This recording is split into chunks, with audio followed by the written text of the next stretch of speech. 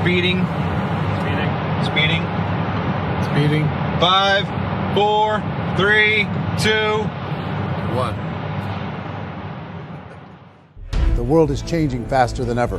What used to take decades is now taking years or even months. What you see right now is the illusion that people have had for many decades about the workplace being this secure place to work the rest of your life. For the first time in the history of our nation, our children will not do as well as us. We've seen our friends get laid off. We've been laid off. We've had our pay cut. People are overworked and underpaid. They seem to have less time and less freedom. They live under constant pressure. This is going to be forced. And so even if your employer loves you, they may have to cut you. There's something wrong that on Monday morning, the heart attack rate increases by 35%. Technology is accelerating, job security is declining. It just doesn't seem like the old models of making a living are as reliable as they used to be. Every aspect of our lives, there's a better way out there, but we're still doing it the old way. We live in the greatest country on the planet, and there are a lot of people sitting around complaining and being cynical. Like everyone's whining about this old model, and I'm like, why don't you leave it? Look at all this over here. Look at all this opportunity. Since so much of our lives revolve around our work and the way we make our living, many people are thinking there just has to be a better way. The biggest challenge facing our world today is not making money, is what are we going to do with all the displaced, unemployed people? People are afraid that they're going to make the wrong decision. People are afraid of the unknown. People are afraid that maybe I don't have the skills. Hey, sports fans. Industrial age is over. It's dead. It's dying. That's why going to school to get a job is an obsolete idea. A steady paycheck is an industrial age idea.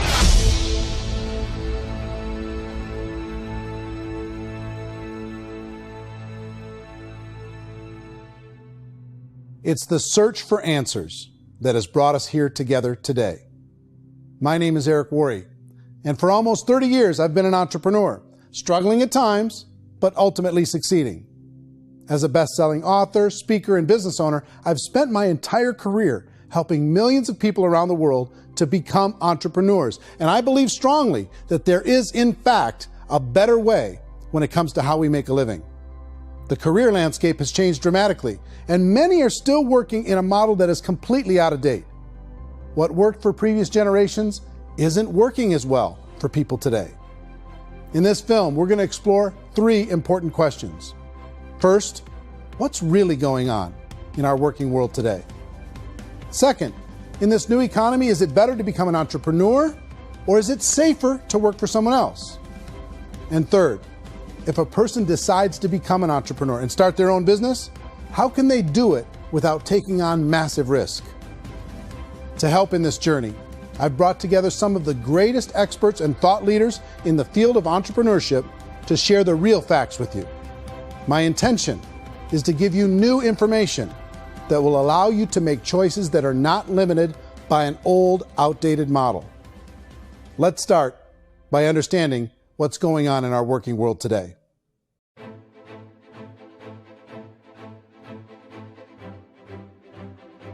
Let's look at unemployment. 30-40% of the people are honestly not working, but would be working. What our government does is if you haven't found a job in 6 months, we don't call you unemployed. We pretend you dropped out of the labor force. I've often said that unemployment, particularly structural unemployment, that's unemployment due to technological changes, is the first sign of economic growth. Think of it, 10 people live on an island. They go out every day and fish. One day, new technology shows up. A missionary brings them a net. Now, using the net, one pilots the boat, one throws the net. 2 fishermen can do all the work 10 used to. That's a 500% increase in productivity, 2 doing the work of 10, in one day. You don't have to learn a lot to learn how to throw a net instead of throw a fishing line. The island's got a big problem, 80% unemployment. But the island still has all the wealth of the fish because the 2 people produce as much fish as 10 did. Now, of course, looking back in history, these changes used to take thousands of years. And during that time, we went into farming and transportation. Some of us became doctors and some teachers and lawyers, and we developed all these new professions and new manufacturing jobs. Today, these changes are occurring literally in one day when a new technological advance occurs, and we don't have the social structures to deal with it or to retrain the unemployed people. So one of the things that I think is interesting as I travel across the country and really travel around the world is the way that we work and the way we get paid for work is changing pretty dramatically. On a global basis, everything is being turned upside down because of the rapidly advancing technologies. They are eliminating many jobs, and we have been left with many people not prepared for the jobs that exist. A lot of demand in public companies was to squeeze out all the fat and to get just as much margin as we possibly could, and fat equals humans. So this idea of job security in information age is so obsolete, but it's still taught inside our school system. And that's where the problem starts. There's no financial education in the school system, and people are still trained to be employees to work for that paycheck. This is a chart on the middle class. What's happening in the middle class, those that went to school, their incomes have been coming down for years. And parents still say to their kids, go to school, get a job. Now what happens to all those middle class people who are dropping off the ends of the chart? Well, they become what's called working poor. And this is what happens to working poor. But they say poverty is ending. Well, poverty may be ending, but working poverty is going up. And this is food stamp usage. So food stamp usage in America is going through the roof right now because people cannot earn what they call a living wage. Most people have experienced financial pressures that I think are probably greater than they have been in the past. If you're not working for yourself, then it's going to be a pretty hard road for a lot of people. Today, if you're going to control your future, the 40-40 plan is gone, where you can graduate from college and get a job and work for 40 hours a week for 40 years. That day is gone. So some of these charts actually tell you what's going on. And this is a really interesting one, you know. People are going back to school because if I go back to school, I'll get a nice job. But this is what's happening to, it's called Sallie Mae, which is the student loan guys. Student loan is going through the roof. It's now over $1 trillion, and student loan debt is worse than credit card debt. So when people stopped using credit card, the government got people into student loan debt.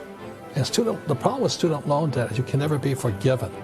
See, with credit card debt, you can declare bankruptcy and then all's forgiven.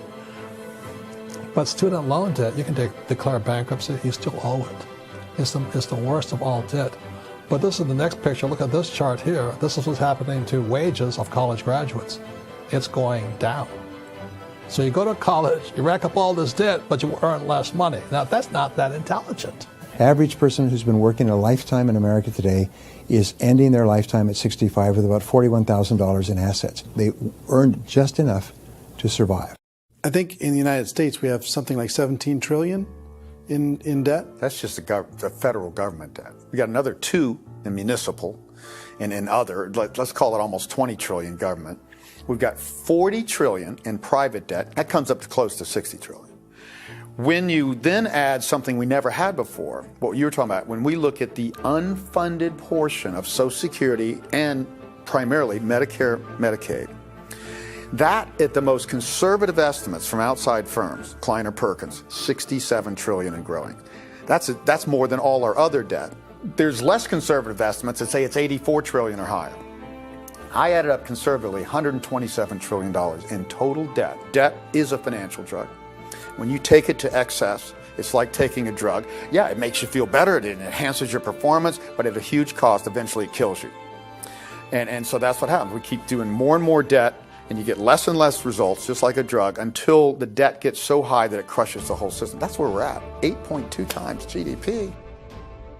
You know who I feel sorry for? I feel sorry for the person who dreads going to work, who is sick to their stomach on Monday morning, who hates their alarm clock, who gets a little glimmer of hope on a Wednesday because it's hump day and says, thank God it's Friday. And they live for those 2 days a week where they get to be themselves and they don't have to be around people they don't like, and they don't have to play the political game in the office, and they don't have to live this half life.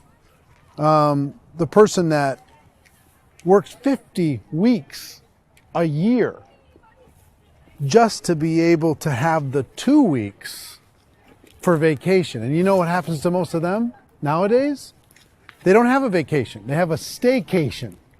They have time off of work, but they don't get to go where they want to go because they're overextended. They've got all this debt. They got all this situation. They hate their alarm clock. They can't sleep until they're done. They have to spend most of their life in traffic.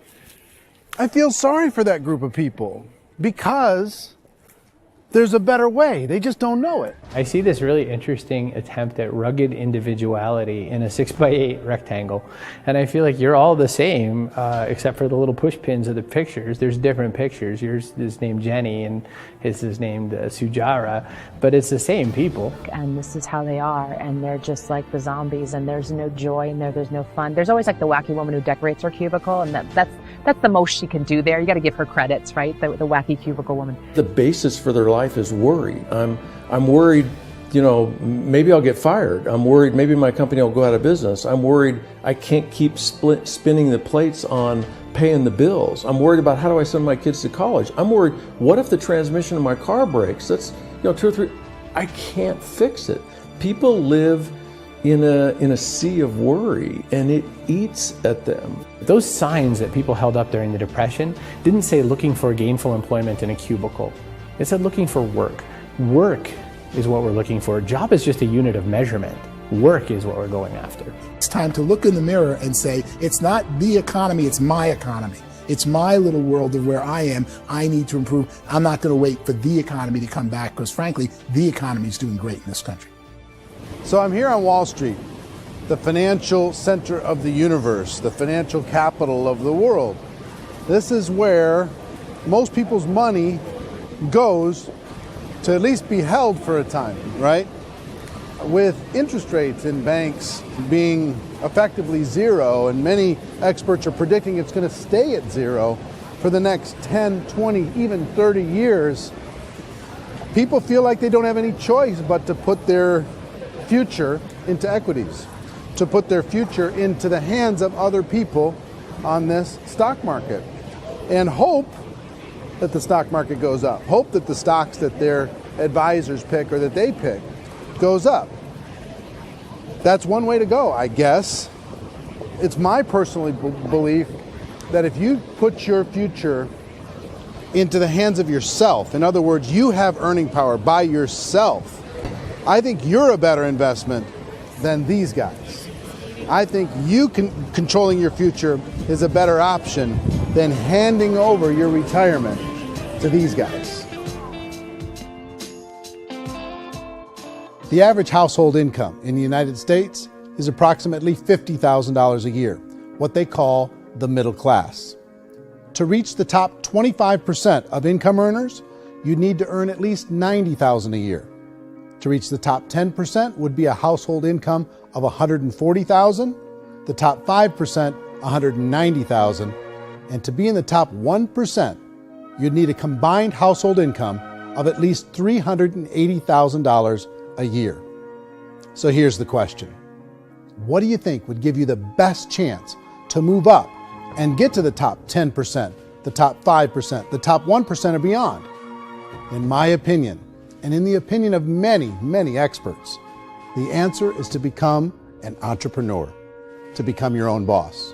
I think you have to be a business owner. I can't, the only time I ever say to someone it'd be great to be an employee is when they've already told me they've surrendered. I only tell people who are wounded spiritually that they should be an employee. And it's that feeling that you get when you pick up the backpack off the little Cub Scout and say, "Don't worry, little guy, we'll get you back to the camp."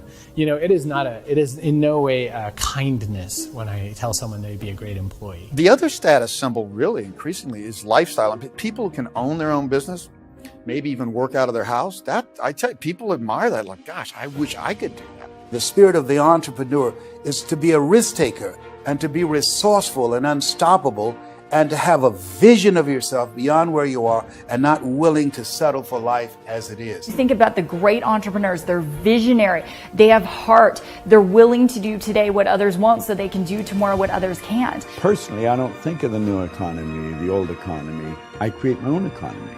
The entrepreneur's in control. I decide what the economy is going to be like. In the world of entrepreneurship, there are no limits. you can make as much as you want, depending on how much you want to work and how smart you are and how great a team you put together. There's no more lifetime rewarding business than being an entrepreneur. Why in America, where anyone could be anything, would people want to give up their freedom and become effectively a modern-day slave, told shut up and be here every morning at 7:30, leave at 5:30, and do what I tell you? If people decide to become an entrepreneur and work for themselves, they have some traditional options, but they're riskier than you might think. Any kind of a retail business, retail build-outs, is extremely expensive.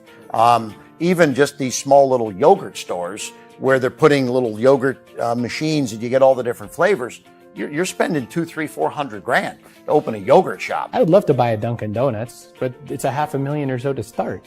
I don't quite have that just-in-case money. Risking lose it all, and most guys do 2 or 3 times, and even big guys like Branson, because I'm such a fan of his, half his companies don't work. If you make $1 million, your problems are going to go. If you make $1 billion, your problems are really going to go. Just the opposite. You and I know when you're making $1 million, you get $1 million responsibilities. You make $1 billion, you got 1,000 times $1 million responsibilities. And most people say, I'd love to be my own boss. 70% of Americans would love to be their own boss, according to recent polls. But they don't know how to get there. Because what are you going to do? One, you could buy an existing business. If somebody's selling an existing business, you have to ask why. Usually because it's probably hard. It's probably not making as much money as they hope. 2, they could buy a franchise. A little less risk, proven system, but it's expensive to be able to do that. 3, they could start something from scratch. And that's where a lot of people feel like, I don't have the chops to do it. I don't have the money. I don't have the product idea. I don't have the expertise. I don't have whatever it's going to take to be able to get there, and I can't risk my family to do it. So, 4th, they could become an investor. A lot of people in this town invest to try and figure out a way, but you got to be pretty smart with that game too, right? Venture capitalists, who are the very best and most sophisticated in investing in new breakthrough businesses, make it on 1 out of 11. That means 10 out of 11 are mediocre or fail. Most of them fail. That's the risk there. An angel investor is lucky to get 1 out of 15 or 20. A business is a team sport. Like, I have to have accountants, I have to have engineers, I have to have systems designers, I have to have sales, marketing, I have to have accounting, I have to have mission statements, I have to have legal and all that. The average Joe Schmo, even me, I go out there, I don't have the skills to put a business together. I think the bottom line for the 4 traditional options is they take money, sometimes a lot of it. They take expertise, and they take time. All of that adds up to just too much risk for most people. I bought a business from somebody else, and it was a lot of work. And you start wondering, what did I just buy? Because I guess ultimately I own your email list, and I just overpaid for it. People that start their own business, they spend a lot of money, they spend a lot of time, a lot of effort to get things started. And the more you invest on the upfront, the harder you typically work at it. I can tell you what the success rate is of a restaurant. What is it? They're crazy enough. About 90% of them fail. About 90%? In how quickly? Year or less. Wow. And if we're talking non-franchise, we're talking franchise, Sure. That's totally different. Yeah. But our students aren't getting franchise restaurants. You got to invest big money. Exactly. And with someone like McDonald's, you've had to work with the company for a long period of time, really know the Even have a chance of investing $1 million. have a chance, and it's a slim chance. What if there was a way that you had all the proven aspects, the comfort aspects, and you could still control your own life? What if there was both? In other words, you didn't have to create everything from scratch. You didn't have to be a super leader. All you had to do, what if there was a proven product already? You didn't have to create the product. And there's a proven system already, proven training already. Everything except an employer. That was the only thing that you didn't have. Do you think more people would be open to working for themselves in that environment?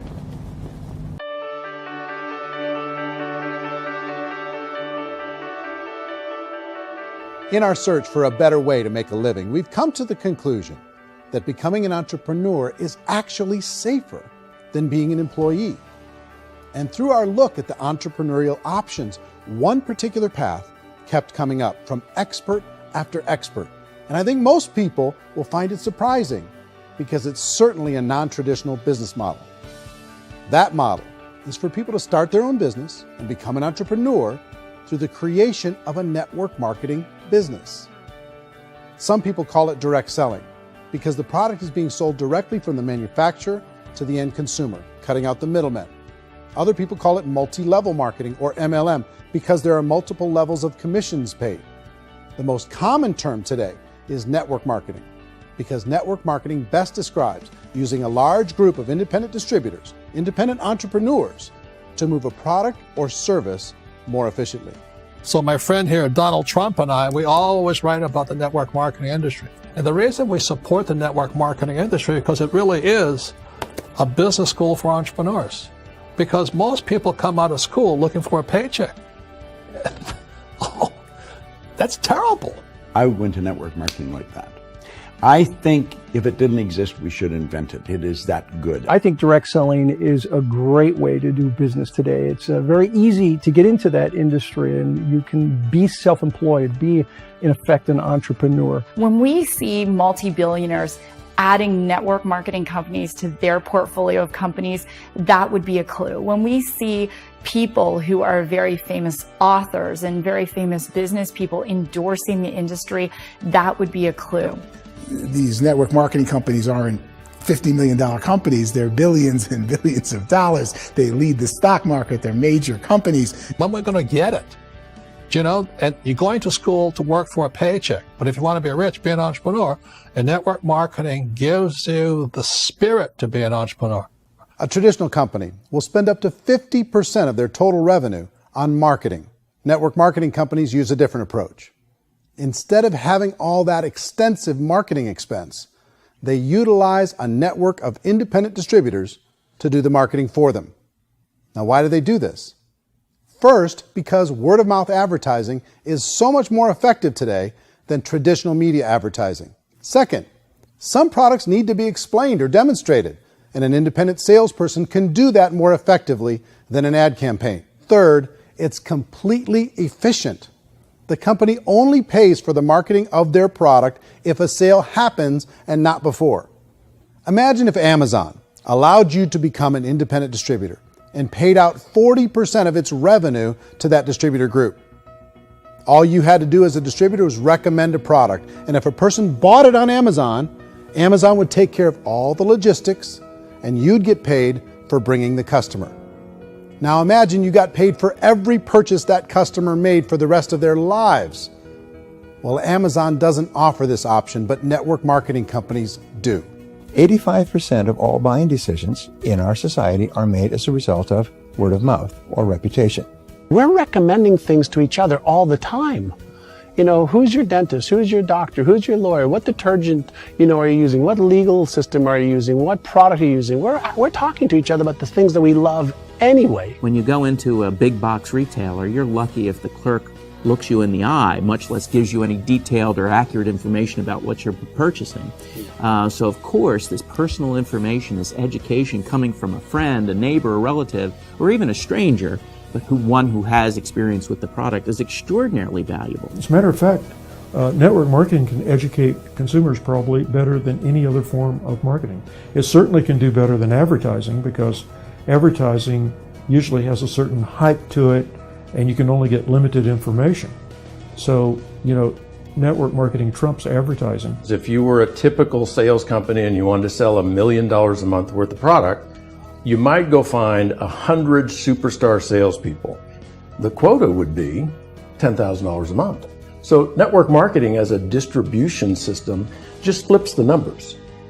So we use 10,000 happy, raving fans of a particular product, and we don't concern ourselves so much with how much product each one of them individually sells. If they sell just $100 or $200 a month, and there's 10,000 of them, you're selling $1 million to $2 million a month worth of product. And that's the best way I can explain how network marketing works. This is the marketing arm of the company. There's not money being wasted on bricks and mortar. There's not money being wasted on inventory that's sitting stagnant somewhere. There's not of employees standing around that don't have customers. These are people that are going to connect with customers. These companies allow people to become independent distributors for extremely low cost and with no minimum time or sales quota. Essentially, they own their own business and can provide as much or as little sales as they choose. In other words, the distributor gets all the benefits of traditional business ownership without the risk. The advantage of network marketing is the ease of entry, the low risk, and the low startup cost, because almost everything else has very high risk. You can get in for a minimal investment. You're buying into a system that's already been proven, products or services that have been proven to work. The keys to network marketing is providing an opportunity for the masses to get involved, providing an opportunity for the average person who doesn't have the resources to start their own business. All of this so far is fairly straightforward, but network marketing offers another benefit, and it's this benefit that makes it so interesting for entrepreneurs. Network marketing allows a distributor to build their own network of other distributors and then compensates them on the sales created by that entire group. Direct selling is, at its base, very simple. It's the sale of a product or service to an individual on a face-to-face, one-on-one basis, just the way we're talking right now. But there's an important element as well, and that's the offering in conjunction with that sale of product, the offering of an opportunity for someone to make something of themselves. No matter what your social status is, no matter what language that you speak, I mean, look how many unbelievable people are becoming successful that speak every kind of language out there. What an awesome gift to give the world. Instead of having to work your way up in a system and prove that you could be a sales manager, they just decided everybody can be a sales manager.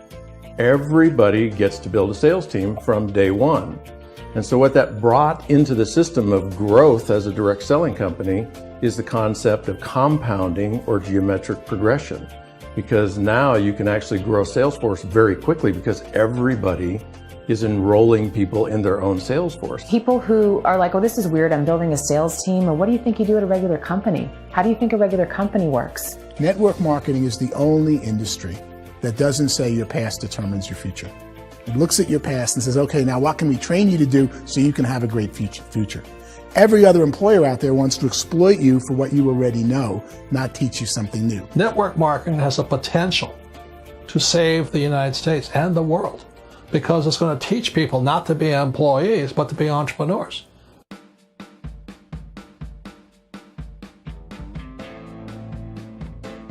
According to the Direct Selling Association, if you add up all the network marketing companies around the world, they combine to do over $178 billion a year in retail sales.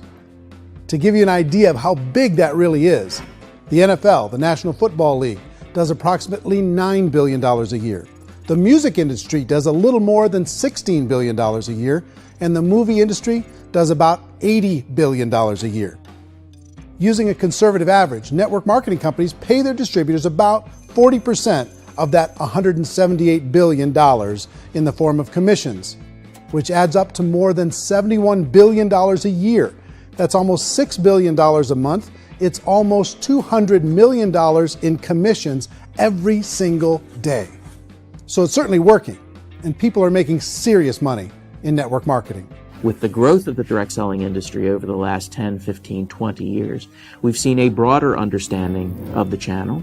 We have seen more and more people getting involved in the business, so our penetration in the marketplace has increased, and thus the understanding in the marketplace of who we are has increased. And we've seen non-direct selling companies look at the direct selling model and say, something's going on there. People are making money. Companies are being profitable, individuals are being motivated, product is being delivered to market. Maybe we should explore this. Some people think only the people at the top make money. Well, let's take a look at that as well. In the network marketing profession, there are roughly 500 people in the world who earn over $1 million a year. If you round that number up to $2 million a year, that adds up to about $1 billion a year. That takes the $71 billion paid out each year down to $70 billion. So where does the rest of the money go? The vast majority goes to part-time people making anywhere from a few $100s a month to many thousands of dollars a month. It goes to people who choose to make it a full-time career move and earning even more than that. Every day, people are using the money they earn through network marketing to pay off debt, have more fun, and improve the quality of their lives. Everyone I know in network marketing has been doing that since the 50s. They go to work when they want to go to work. They stop working when they want to take time with their children to have a leisurely breakfast and discuss issues and drive them to school. They go back to work when they get home, wherever they're working out of. The biggest thing that I've seen is people that have become much happier in their life. MLM has probably made more millionaires of more people in more countries, and I've spoken to them in 67 countries, than any other single form of business, starting from nothing. If they have a choice between working a job for the next 10 years or working a network marketing business for the next 10 years, the result of working the network marketing business will be better. A lot of people within the industry go on and make this a career and do extremely well at it. Network marketing has been nothing but good for everyone I know that's been involved with it because they did it seriously and they played full out and they've been very successful. It's been a constant barrage of success stories and people showing off stuff they got as a result of it. How many people are involved? Approximately 16 million Americans and 96 million people around the world are currently participating in network marketing.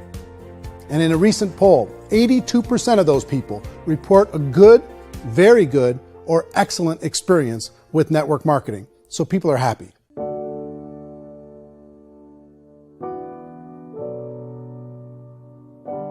So I've taken a look at the network marketing profession and really tried to understand why so many people are confused as to the validity of this as a business. One is this pyramid shape. People get really messed up with this pyramid. Oh, it's one of those pyramid things.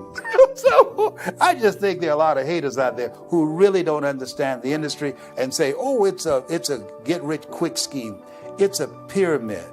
Well, corporate America is a pyramid scheme. You know what I mean? It goes like this. You have thousands of MBAs, let's say working for Ford or General Motors or Coca-Cola. If all these MBAs are all trying to get to here, that's a pyramid. Only one guy's going to make it. Every 10 years, one's going to make it.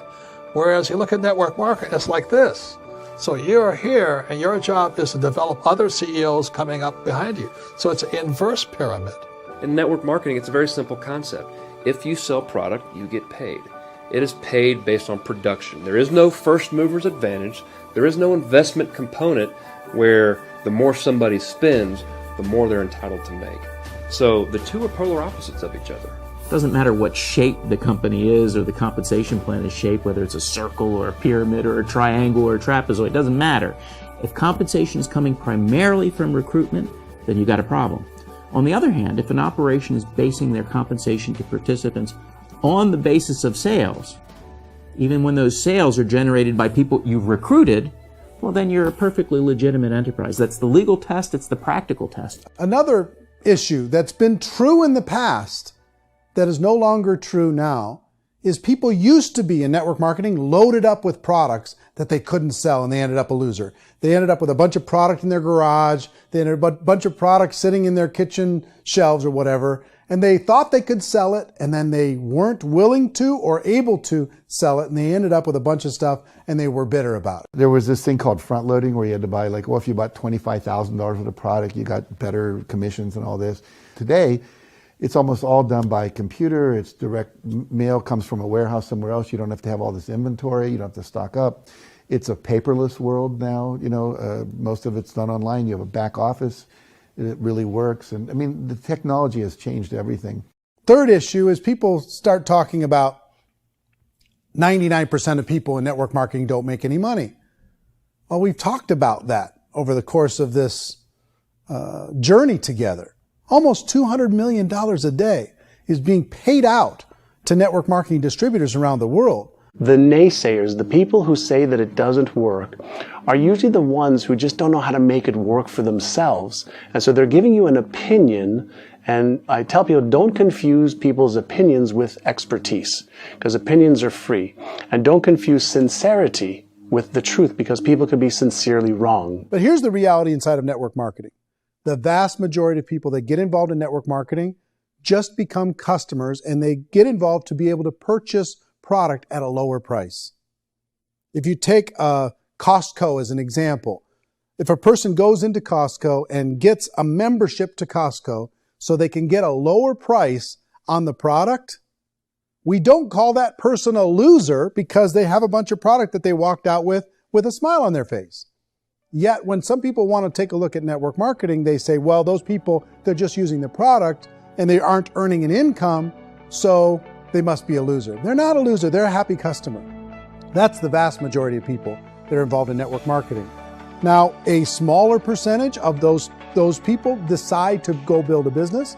They earn $300 a month, $500 a month, $1,000, $2,000. That's the bulk of earnings in network marketing. And then there's the few that really decide to take it serious, really decide to build a large network, really work to make that network very, very productive. And those people make huge amounts of money and there's no cap. What I do as an outside economist, just somebody looking at this industry like any other industry I speak in and say, look, what's the realities of this? 1% do incredibly well. 10% generate some additional income at pretty low risk and effort. That's not, and 90% of people roughly end up customers. One thing that I think is real when it comes to people's perceptions about network marketing is people put this, and distributors, I think, involved in network marketing have some responsibility for this. They have sometimes unrealistic claims about the product or about the income. Most people who become distributors, they want the money, they want to be successful, but they don't have the skills. They don't know what to do. And when people don't know what to do and they're in a new business, they're scared. And when they're scared, they panic and desperation kind of sets in. So they think everyone they talk to has to get in. So if I talk to you and you say, well, no, I don't have time to do that, they're like, no, I need you. You have to do this or I won't be successful. So I start clawing on you. I start that desperation. So then I start making claims about the product, which are not appropriate, probably not even true. Or I start saying, let me show you how you can make all this money and you don't have to do anything, Eric. And so you just totally misrepresent the opportunity, and you're clingy with people because you think you need everybody to be successful, and you don't. You know, one of the messages that I try to deliver most forcefully to companies as well as salespeople in direct selling is that you don't have to overpromise. The reality is in network marketing, there's a lot of hard work involved. There's a lot of effort. You're going to have to develop yourself. It's a business like anything else. It's going to take some time, but in my opinion, it's better.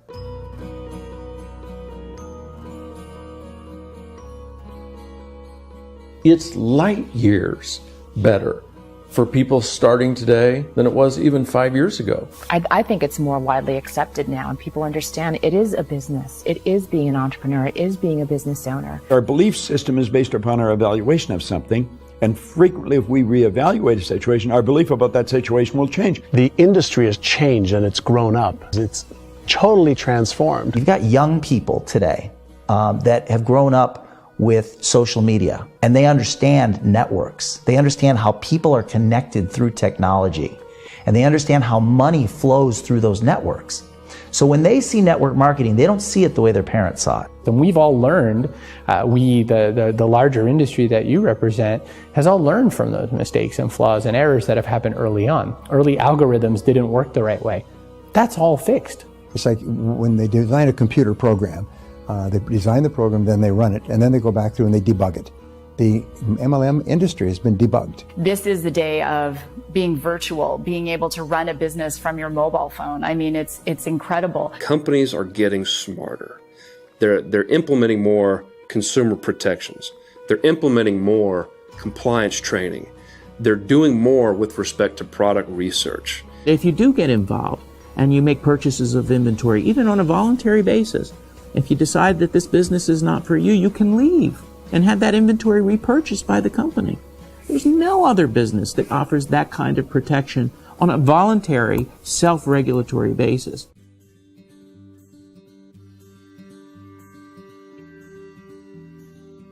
If you decide to look further into a network marketing business in order to generate more cash flow for your family, I would recommend reviewing the following 4 elements.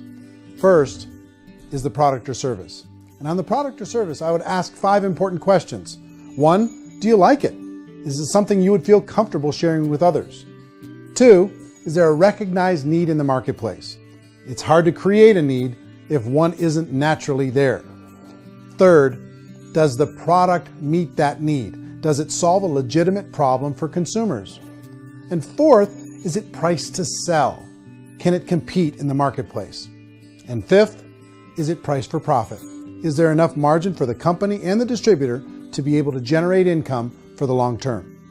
If you can answer the questions on the product to your satisfaction, the next element to consider is the company itself. Is it well run? Do you believe in the founders or the management team? Do you feel they have what it takes to go all the way? See, it doesn't matter how good the product is if the management can't take care of the company. Good management can change with the times. They can handle adversity. They can make good decisions. Make sure you choose a company that can serve you for a long time. The third element to consider is the compensation plan. And with that, there are 3 important things to look at. First, a brand new person needs to be able to generate some money fairly quickly.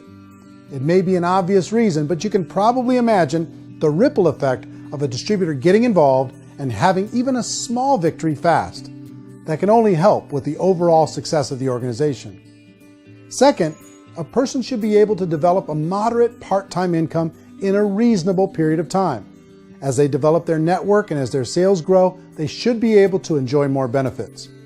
And third, for the people who are really serious, for those who decide to really go pro in the network marketing profession, there should be the possibility to make a serious full-time income if they work hard and are committed to developing their skills. If you're comfortable with the product, the company, and the compensation plan, the last thing you should look at is the support that will be made available to you. Does the company have a website? Does it have a solid online reporting tool? Do they have comprehensive training available? Do they host events to help you build your business? If you decide to do this, what kind of a support system can you plug into? Choosing a network marketing company is a personal decision. But evaluating the 4 elements of product, company, compensation plan, and support is a great place to start. Is the company promising that you're going to get rich quick or that you can make a lot of money without a lot of effort? That's a red flag. Is there a product that you really believe in that you think can be sold?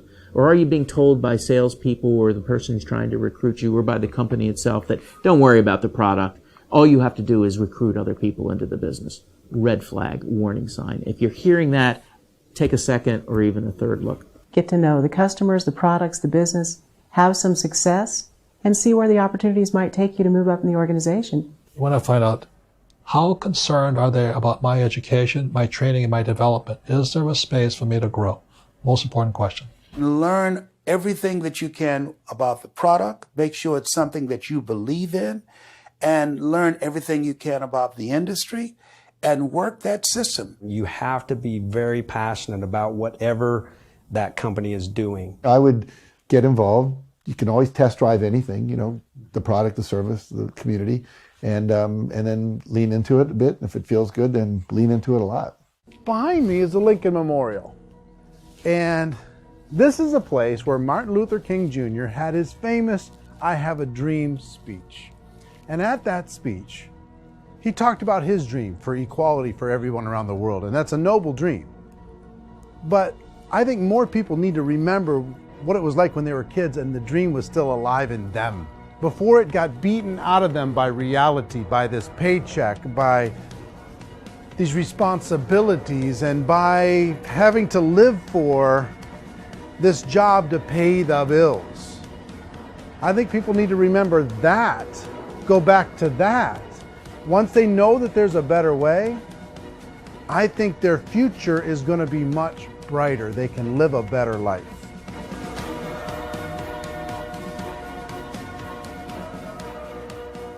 So if you're considering getting involved in a network marketing company, let me offer you just a few pieces of advice. First, network marketing isn't perfect. It's emotional, it's challenging. Like any entrepreneurial venture, it can have its up days and its down days. But if you have an entrepreneurial bone in your body, it's just better. Second, if you're gonna do it, decide to be professional. Decide to go pro. It's better to do that than just be this amateur sticking your toe in the water. Third, as any professional, you're going to have to learn some new skills. And I promise you, inside of the network marketing profession, they're not too difficult to learn. Fourth, like anything worthwhile, it's going to take some time. Don't expect that you're going to get to the finish line right out of the gate. And fifth, it's worth it. It's worth it to be able to take charge of your life again. It's worth it to be able to control your own financial situation. It's worth it for the people you're going to be able to spend time with. It's worth it for the things you're going to be able to see and the experiences you're going to be able to experience. It's worth it for the causes you're going to be able to contribute to, the lives you're going to be able to touch, the customers you're going to be able to help, the friendships you're going to be able to develop. I promise you, it's worth it. Remember, most people are searching for answers just like you are. But I do have to tell you the catch to network marketing. If there is a catch, if you want to understand this from an emotional point of view, people say, well, it sounds too good to be true. It's not, it's hard work. But here's the catch. Most people still don't understand it. So you're going to have to endure the loss of social esteem from ignorant people. The uneducated will think less of you. Now, if you can handle that, you're on your way. If that's going to destroy you, you know what? Entrepreneurship in general probably isn't in your future. If you can face that catch, you can become unstoppable. I want everyone to really contemplate this if they're not in network marketing. You're in a job, you probably have a mortgage, you have rent, you have debt, whatever's going on. You're in a prison. You work just hard enough to keep them from firing you, and they pay you just enough to keep you from quitting. Come on! I've been there, done that, and bought that t-shirt. In network marketing, if you run into failure, it's really just a homework lesson for yourself. There's no one to blame. You really have no excuse not to be successful. You just don't. People don't want to hear that, but there's so much available to you. If you want to be a good network marketer, be a student to the people above you, be a fellow traveler to the people on the same level, and be a teacher to those below, and know when it's appropriate to do which. People who are not afraid of asking people to buy things, or not afraid of persuading people with a chance they may say no, these people own the future. Nothing happens until something moves. So you got to go move, you got to go do something, or nothing's going to change in your life. In the beginning, you're going to do a lot of things that you don't get paid for. But as you go down the road, you get paid for a lot of things that you don't do. Now, your job is rehabilitate the spirit, the entrepreneur spirit in all of us. You get it back. Either give it a strong yes or a strong no, but no wishy-washy, dilly-dally stuff in the middle. There's dreams and there are nightmares, but I believe that the biggest nightmare of all is when you don't pursue your dream. You're going to see some monumental growth in this profession. It's an exciting, exciting time to be involved with the network marketing profession. The next 10 years, I see just exponential growth. When that tipping point comes, it's not a matter of asking somebody, have you ever heard about network marketing? You're really asking them, which company are you building your wealth in? We are here to fix the world, to improve relationships with other people, to improve other lives. And the real reward comes as an entrepreneur in any level from teaching somebody something and watching them soar. There is no greater reward.